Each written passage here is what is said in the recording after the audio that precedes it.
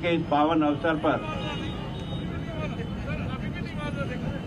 राजस्थान की राजधानी और बड़ी चौपड़ के इस ऐतिहासिक स्थान पर वर्षों से एक परिपाटी के आधार पर प्रतिपक्ष के नेता और मुख्यमंत्री दोनों ही ध्वजारोहण करते हैं। उस पावन अवसर पर यहाँ उपस्थित हमारे प्रदेश अध्यक्ष आदरणीय सतीश जी पूनिया जी, हमारे जिला अध्यक्ष राघव जी, एमपी साहब रामचरण जी, बहन शील धाबाई, भाई कर्नावट जी, मेरे विधानसभा के साथी और आप सभी मेरे कार्यकर्ता भाइयों और बहनों, आज आप और मैं इतना भाग्यशाली हूँ कि देश की आज़ादी के बाद पैदा होने का ईश्वर ने मौका दिया।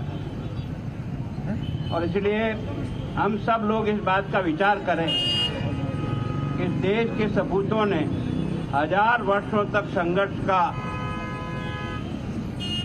एक तरह से प्रण लेकर के जिस प्रकार से अपना बलिदान दिया है, भारत के पूरे इतिहास को जब पढ़ेंगे तो ऐसा लगता है इस देश की महान संस्कृति और परंपरा को जिंदा रखने के लिए बड़े लंबे कालखंड तक संघर्ष का एक श्रृंखला चली थी। देश की आज़ादी का श्रृंखला भी उसी में से एक है। और मैं सोचता हूँ आज जिन लोगों ने ये अवसर आपको और मुझे उपलब्ध कराया, भारत के संपूर्ण नागरिकों को जो स्वतंत्रता का एहसास कराया, हमारे द्वारा हमारे संविधान का निर्माण करने का जो एक अवसर मिला, देश के उन सपूतों को सारा देश नमन करता है जिन्होंने ये संविधान बनाया। मैं सोचता हूँ इतनी लंबी यात्रा में इतने चुनाव हो जाने के बाद इस देश की जनता ने अपने लोकतंत्र को किस खुशी से स्वीकार किया। एक वोट से अटल बिहारी वाजपेयी लोकसभा में अविश्वास प्रस्ताव पर हार गए। आधा सेकंड में अपना त्याग पत्र लिख करके बिना किसी खून खराबे को राज को सुपुर्द करके आ गया। ये देश की महान परंपरा को जिन लोगों ने स्थापित किया है, ये देश की तासीर है। इस देश के लोगों ने अपने मन से लोकतंत्र को स्वीकार किया है। पर दोस्तों, आज हमारे सामने कई प्रकार की चुनौतियां अभी तक है। इन 73वां गणतंत्र दिवस मना रहे, 75वां वर्ष स्वतंत्रता का मना रहे, लेकिन आज भी देश भ्रष्टाचार की भट्टी में जल रहा है। मैं सोचता हूँ देश के सामने सबसे बड़ी चुनौती अगर कोई है, अगर देश में गरीब और अमीर की खाई को बांटना है, अगर हर एक को अपने हक और अधिकार देना है, तो इस भ्रष्टाचार की भट्टी का अंत करना होगा। और ये जिम्मेदारी आपकी और मेरी, हम सब कार्यकर्ताओं की है। अगर हम इस बात में आगे प्रयास करेंगे, निश्चित रूप से देश का प्रधानमंत्री जिस ढंग से इन भ्रष्टाचारियों के खिलाफ जिस प्रकार से लड़ रहा है, जिस प्रकार से एक के बाद एक को धराशायी करता जा रहा है, लेकिन फिर भी अभी तक इसकी जड़ें बहुत पीछे गहराई तक घुसी हुई है।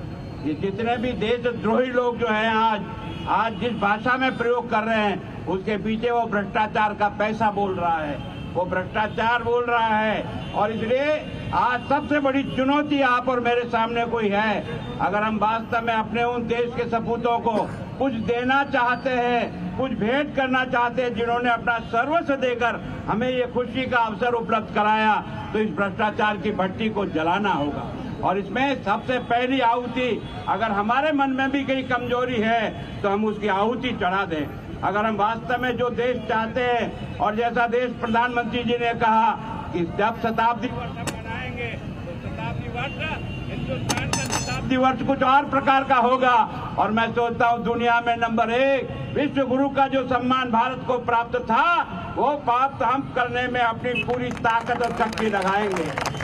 मैं सोचता हूँ जिस प्रकार का प्रधानमंत्री प्रयत्न कर रहे हैं, जिस प्रकार से वो देश को उठाने का प्रयास कर रहे हैं, गरीब और अमीर की खाई को बांटने का प्रयास कर रहे हैं, गरीब को अच्छा जीवन देने का प्रयास कर रहे हैं, मैं सोचता हूँ ये पहला ऐसा बहादुर व्यक्ति आया है जिसने हिंदुस्तान की सीमा को सुरक्षित किया है। हमें डर लगता था, एक तरफ चीन है, एक तरफ पाकिस्तान है, पता नहीं क्या होगा क्या नहीं होगा, लेकिन इस व्यक्ति ने अपनी फौज को इस प्रकार से तैयार किया कि दोनों को भेटी मार रहा है और दोनों को ठिकाने करके रख दिया है। ये सौभाग्य हमको प्राप्त हुआ। मैं सोचता हूँ एक तरफ देश जो है वो भय मुक्त हो, आज भी देश के अंदर कई देशद्रोही आज भी यहाँ शरण लिए हुए बैठे हैं, आज भी देश को खोखला करने का प्रयत्न कर रहे हैं, अपने स्वार्थ के कारण से देश के मूल्यों को समाप्त करने पर उतरे हुए हैं। ऐसे समय में आपकी और मेरी जो काम करने की क्षमता है वो बढ़नी चाहिए। केवल फंक्शन मनाकर किसी करने से नहीं चलेगा, अपने अपने मन का निश्चय चाहिए।